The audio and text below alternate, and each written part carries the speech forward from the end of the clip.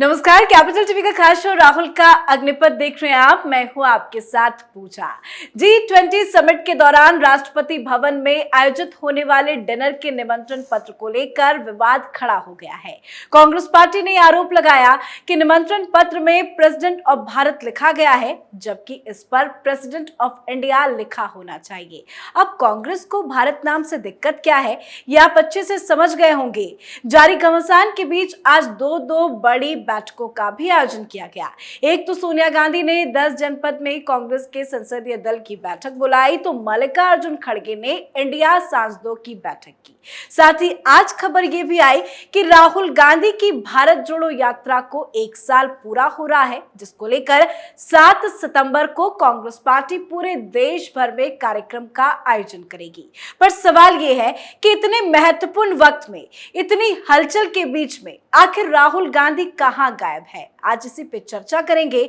बातचीत के लिए मेरे साथ स्टूडियो में मौजूद हैं कैपिटल टीवी के एग्जीक्यूटिव एडिटर राजीव जी। राजीव जी, बहुत बहुत स्वागत है आपका। धन्यवाद। इतनी हलचल हो रही है, लेकिन इस बीच राहुल गांधी कहां गायब है? यूरोप जाने की तैयारी कर रहे हैं? बिल्कुल पैकिंग कर रहे हैं, क्योंकि इस बीच उनको ये चाहिए था कि जिस इंडिया नाम का गठबंधन उन्होंने बनाया है, अब उसी पर आफत आई हुई है। उसका नाम खत्म होने वाला है भारतीय राष्ट्रीय कांग्रेस। ये जो लिखते हैं इंग्लिश में इंडियन नेशनल कांग्रेस, ये भारतीय जनता पार्टी का इंडियन जनता पार्टी नहीं लिखा जाता। उसको हिंदी में भी भारतीय जनता पार्टी, अंग्रेजी में भी भारतीय जनता पार्टी ही लिखते हैं। लेकिन ये लोग जो कांग्रेस का नाम इंडियन नेशनल कांग्रेस लिखते हैं, ये इंडियन नेशनल कांग्रेस खत्म हो जाएगी। वो INDIA गठबंधन जो है वो भी खत्म हो जाएगा, क्योंकि अब एक बड़ा फैसला होने वाला है जिसकी शुरुआत हुई है भारत के राष्ट्रपति से। ये प्रेसिडेंट ऑफ भारत, ये तो पहले से ही होना चाहिए था, लेकिन PM मोदी ने एक बात कही थी संसद में अविश्वास प्रस्ताव के चर्चा के दौरान कि ये वैसे लोग हैं जो विपक्ष में बैठे हुए जब किसी का अपशकुन सोचते हैं, किसी के बारे में बुरा करने की सोचते हैं, तो उसका और भला हो जाता है।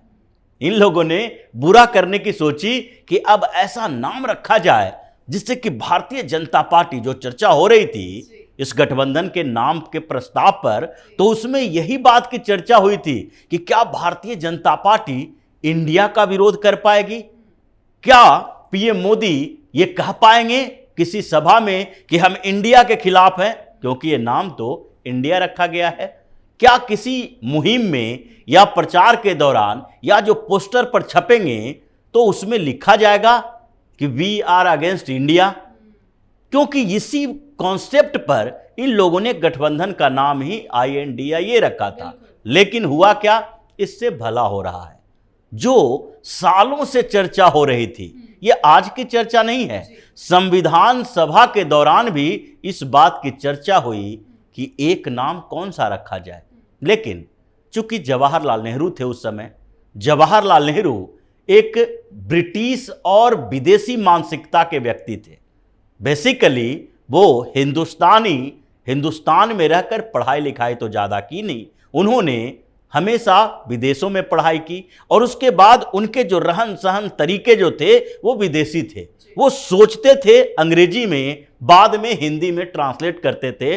जैसे हिंदुस्तान के लोग जो बेसिकली यहाँ के होते हैं, हिंदी में सोचते हैं, अंग्रेजी में ट्रांसलेट करते हैं अगर बोलना होता है तो ये अंग्रेजी मानसिकता के लोग थे। इन्होंने सब गड़बड़ झाला कर दिया।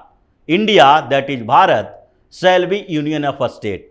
जो बात कही जा रही है कि इंडिया जो भारत है वो राज्यों का संघ होगा, वहां पर इंडिया जो भारत है करने की जरूरत ही क्या थी? वहीं पर भारत राज्यों का संघ होगा करते। और हर जगह पर जो संविधान के अंदर इंग्लिश वर्जन में, क्योंकि ये तो अंग्रेजी मानसिकता के लोग इसलिए कहा जा रहा है क्योंकि संविधान में अगर संविधान लिखा गया तो वो अंग्रेजी में लिखा गया। ये तो सिविल सर्विसेज के तैयारी करने वाले लोगों की मांग और पूरे हिंदुस्तान में चल रही चर्चाओं के कारण उसका हिंदी में ट्रांसलेशन बाद में हुआ, नहीं तो वो सिर्फ अंग्रेजी में ही रह जाता लंबे समय तक। अब अगर उसी समय ये हिंदी में लिखा होता तो संविधान के अंदर क्या इंडिया शब्द होता? हम भारत के लोग, अब भारत के लोग की बात की जाती है, संविधान के अंदर तो भारत शब्द आता है। हम इंडिया के लोग नहीं कहते, हम ये नहीं कहते हैं इंडिया माता की जय, भारत माता की जय कहते हैं। फिर इन लोगों ने जो कंफ्यूजन पैदा किया है संविधान के अंदर, नाम पर कोई दिक्कत नहीं है, एक देश एक व्यक्ति किसी का भी कई नाम हो सकता है, लेकिन अगर आपका नाम 2-3 है, निकनेम भी है, तो आप आधार कार्ड बनवाएंगी, पैन कार्ड बनवाएंगी, तो उसमें क्या तीनों नाम दे देंगी? एक ही नाम होगा। इसीलिए कंफ्यूजन इंडिया और भारत से है। जो इतने विवाद में लोग अलग अलग तर्क दे रहे हैं कांग्रेस के लोग कि इसका तो बहुत सारा नाम है, हिंदुस्तान है, हिंदुस्तान है, मेलुहा भी जो सिंधु घाटी सभ्यता कहा जाता है, उस समय जो मेसोपोटामिया से हमारा व्यापार होता था, जो अभी इराक में है, वो सिंधु घाटी सभ्यता और मेसोपोटामिया के बीच ट्रेड में, वहां पर इसे मेलुहा कहा जाता था। अलग अलग नाम, आर्यावर्ते, भारत खंडे, जम्बू द्वीपे, कई नाम हैं, लेकिन उन नामों से मतलब नहीं है। आप कह के पुकार सकते हैं। संविधान में एक अंग्रेज का, ब्रिटिश का, यूरोपियन का दिया हुआ नाम आपने एक्सेप्ट कर लिया और उसको संविधान में ऐसे घुला मिला दिया कि जिसके कारण कंफ्यूजन ये हुई कि अब तक जो विदेशी लोग हैं वो इसका ट्रांसलेटेड वर्जन लाते हैं। भारत इंडिया कहते हैं, आपने सारे संस्थानों का नाम इंडिया से शुरू कर दिया।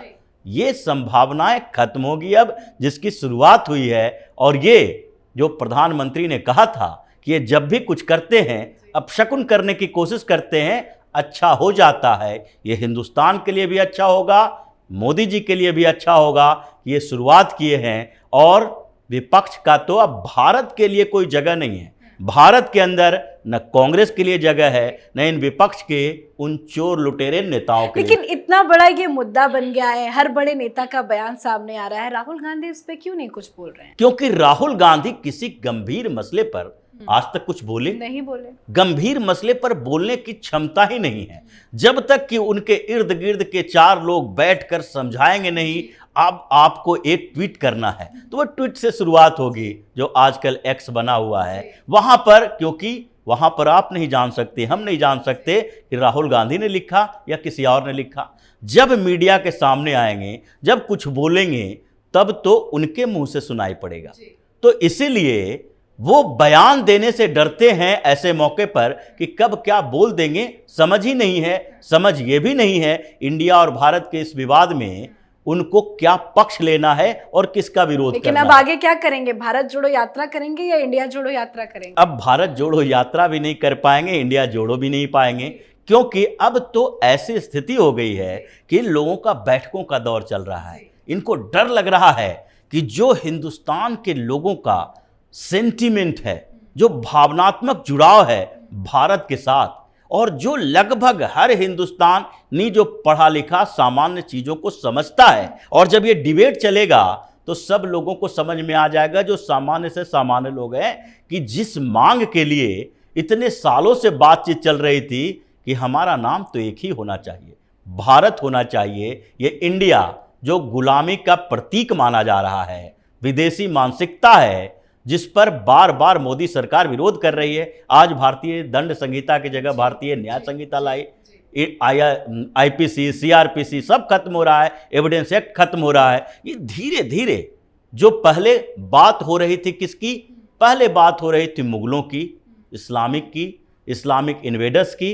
अब जो वहां से इतिहास बदला, यानी कि ब्रिटिश काल आया, अब ब्रिटिश काल की बात हो रही है। अंग्रेजों की वो जो विरासत में मिली मानसिकता, कांग्रेस ने जिसे संजो कर रखा, उसको खत्म किया जाएगा। और उसके खत्म होते ही कांग्रेस भी खत्म, क्योंकि कांग्रेस बेसिकली है क्या? A.O. ह्यूम ने बनाया।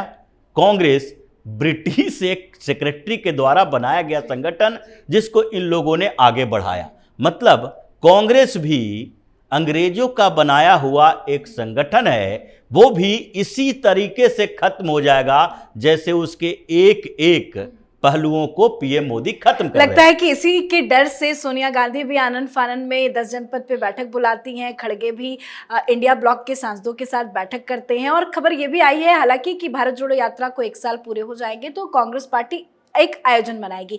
पर इतने महत्वपूर्ण समय में, इतने महत्वपूर्ण वक्त में राहुल गांधी यूरोप जाने का क्यों सोच रहे हैं? क्योंकि G20 भी होना है, सब कुछ छोड़ छाड़ के हमेशा की तरह एक बार फिर से मैदान छोड़ के भाग रहे हैं। क्योंकि राहुल गांधी एक चीज को तवज्जो देते हैं जी।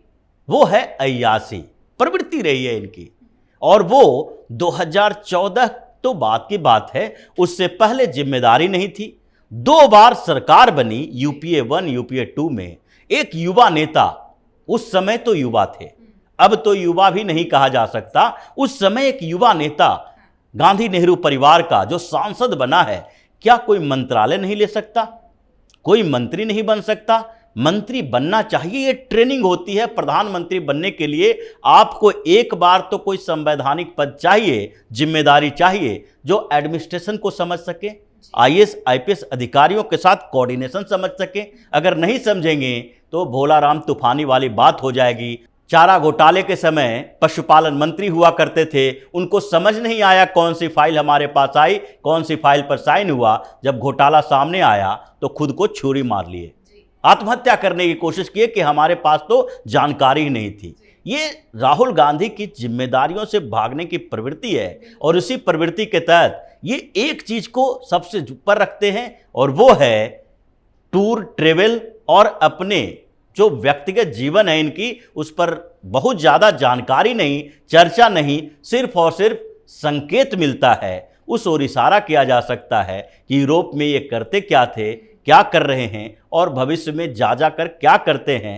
ये लगभग सबको पता है, फैक्ट नहीं है। कुछ तस्वीरें तो पिछली बार भी आई थी, जब ब्रिटेन के दौरे पर थे, एक रेस्तरां की तस्वीरें आई थी, और इन तस्वीरों से ये पता चलता है कि वहां ये जाते क्यों हैं। और ये इमरजेंसी जो टूर होता है इनका, उसके पीछे का जो मकसद है, वो मकसद अगर पूरा ना हो तो यहां रह के भी वो फ्रस्ट्रेट हो जाएंगे। इसलिए ये वहां जाते हैं इन सारे बड़े आयोजनों को छोड़कर, और इस बार भी जा ही रहे। जी, बहुत बहुत धन्यवाद सर समझाने के लिए। धन्यवाद। तो हर बार की तरह इस बार भी राहुल गांधी मैदान छोड़ भागने की पूरी तैयारी में है। राहुल गांधी ने पिछले साल 7 सितंबर को कन्याकुमारी से भारत जोड़ो यात्रा शुरू की थी। 1 साल पूरे हो रहे हैं, जिसको लेकर जश्न की तैयारी है। पर राहुल गांधी कल शाम यूरोप की यात्रा पर निकल रहे हैं। बड़ी बात, राहुल गांधी की विदेश यात्रा ऐसे समय में भी तय हुई है जब दिल्ली में 9 से 10 सितंबर तक G20 शिखर सम्मेलन आयोजित किया जाएगा। अब राहुल गांधी क्यों मैदान छोड़कर बार बार निकल लेते हैं, इसे आप अच्छे से समझ गए होंगे। इस पे आप अपनी राय कमेंट करके लिखें। देखते रहिए कैपिटल टीवी। नमस्कार।